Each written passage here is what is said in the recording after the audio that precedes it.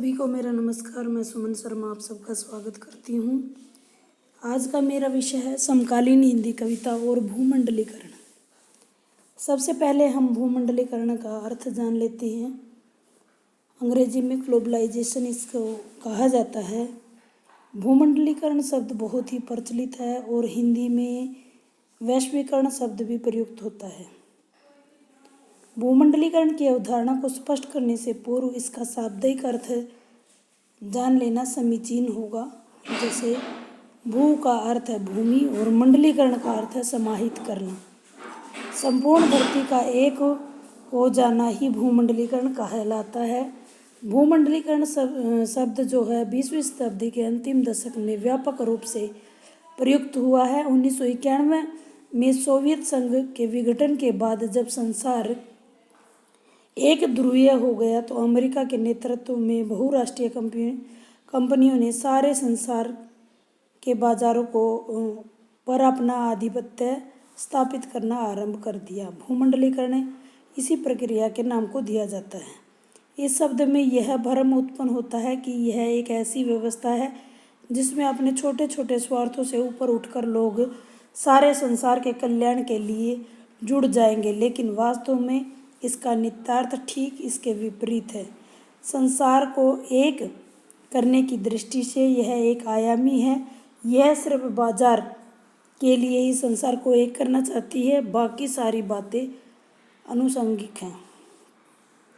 इस प्रकार आज भौगोलिकरण हो गया है। भौगोलिक सीमाओं को समाप्त होने, घरेलू व्यापार का नियंत्रण मुक्त किए जाने और विज्ञान और संचार तकनीकी के चमत्कारी आविष्कारों ने विश्व को छोटे से राज्य में बदल दिया है। छोटे छोटे राज्य आपस में इस तरह से गुथ गए हैं जैसे विश्व जो है एक ग्राम की एक गांव की भांति हो। भूमंडलीकरण ने हमारे आर्थिक जगत को प्रभावित करने के साथ साथ हमारे सामाजिक, सांस्कृतिक, राजनीतिक और साहित्यिक जगत को भी प्रभावित किया है। अब बात करते हैं हम हिंदी कविता पर भूमंडलीकरण। अपनी आत्मानुभूतियों को बहुत ही सीमित एवं सारगर्भित शब्दों के माध्यम से अनेक लोगों तक पहुंचाने का एक सशक्त माध्यम काव्य है। आदिकाल से लेकर आधुनिक काल तक के प्रत्येक कवि ने अपने युग की त्रासदी हो या फिर उसकी कोई बड़ी उपलब्धि हो, युग की परिस्थितियों का विवेचन बड़ी मार्मिकता से किया है। साठोत्तरी कविता में भी इन सब से अछूता नहीं रहा है।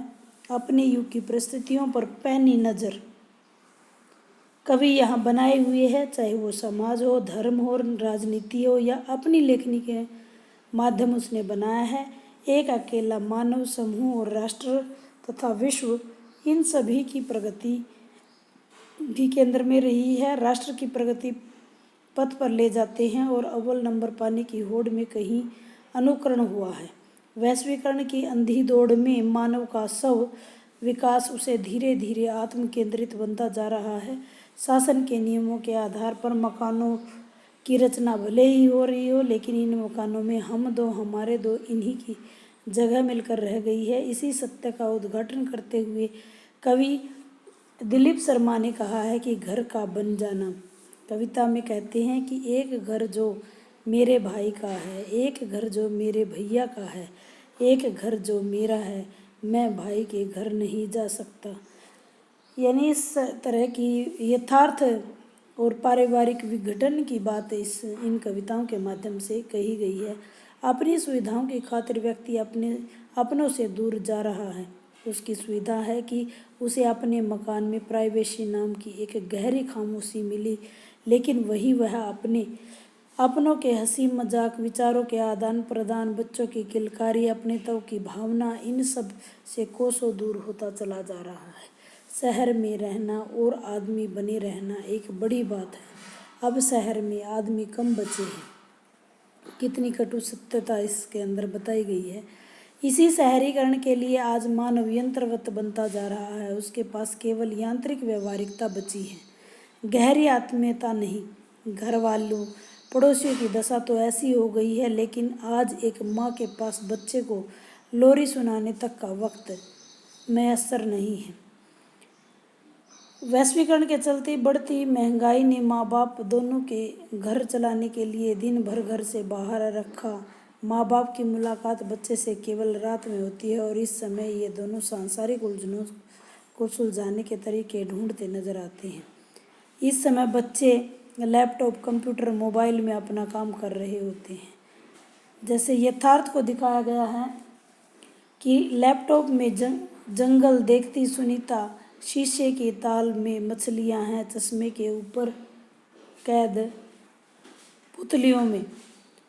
माँ का बच्चे सुलाते समय लोरी गाना सुनना, यह सब किए जाने वाले संस्कारों का एक हिस्सा बनकर रह गए हैं।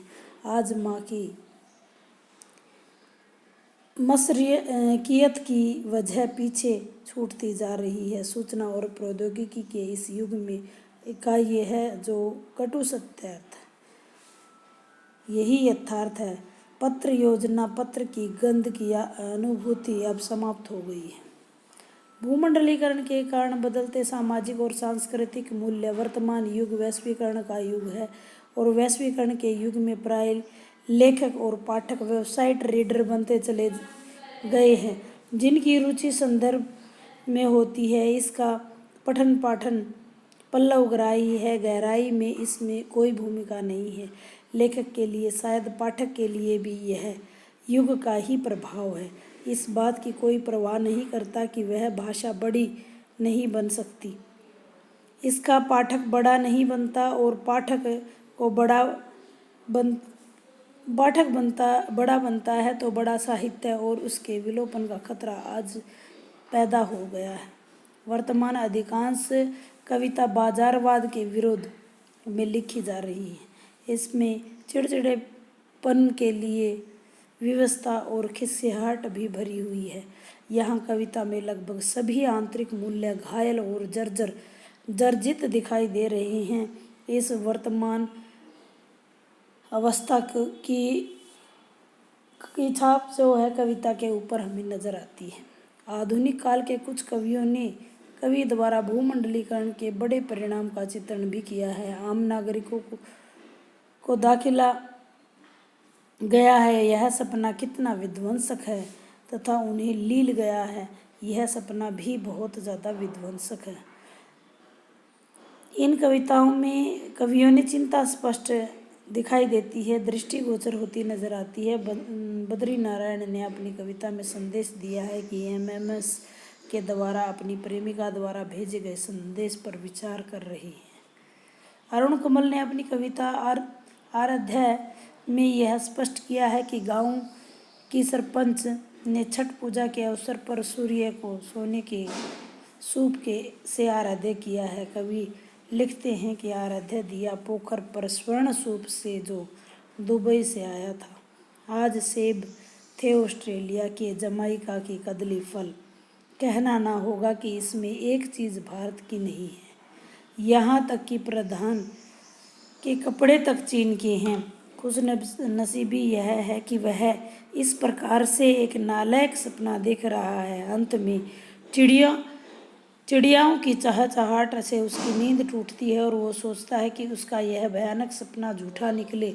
वर्तमान समय में मोबाइल, इंटरनेट, कंप्यूटर जैसी चीज़ों ने इंसान नामक जाति को चारों ओर से घेर लिया है। कौन जाने यह नया युग का आदमी कंप्यूटर के कंधे पर गर्दन रखकर अंतिम सांस लेगा या दयालु कंप्यूटर। निष्कर्ष के रूप में कह सकते हैं कि वैश्वीकरण के कारण बाजारवाद, उससे उत्पन्न स्थितियां, संकट एवं समस्याओं का सामना गांव से लेकर शहर तक हर इंसान तक कर चुका है। वह चारों ओर से घिरा हुआ है, निकलेगा तो जी नहीं पाएगा, फंसकर त्रस्त हो गया है, अस्तित्वहीन हो गया है। यही चिंता इन कवियों ने अपनी कविताओं की मार्मिकता और यथार्थता के साथ व्यक्त की गई होगी। आप सभी भी ये अनुभव कर रहे होंगे कि हमारा जीवन जो है कंप्यूटर, लैपटॉप और मोबाइल के चारों तरफ ही घूमता रहता है। अगर हमें 4 नंबर याद करने की बात करें तो हमें 4 नंबर याद नहीं होते हैं। कोई भी चीज़ें जो हमें पहले इतनी अच्छे से याद हो जाती थी, सब कुछ जो है हमारा जो अस्तित्व, हमारी वोकेबलरी, हमारे शब्दकोश, सब कुछ ख़त्म होता जा रहा है इसी कंप्यूटर के कारण। दिमाग पर हम जोर नहीं डालना चाहते। वैश्वीकरण, पूरा विश्व हमारी मुट्ठी में बन गया है, लेकिन बहुत सारी चीज़ें हमने खो भी दी हैं। यह सब आप सब देख भी रहे हो, और समकालीन कविता में ये बहुत ही उभर कर हमारे सामने आया है। धन्यवाद। बने रहिए। अगर आपको इसकी PDF चाहिए तो डिस्क्रिप्शन बॉक्स में जाकर आप ड्राइव का लिंक मैं डाल दूँगी, आपको ये मिल जाएगा। धन्यवाद।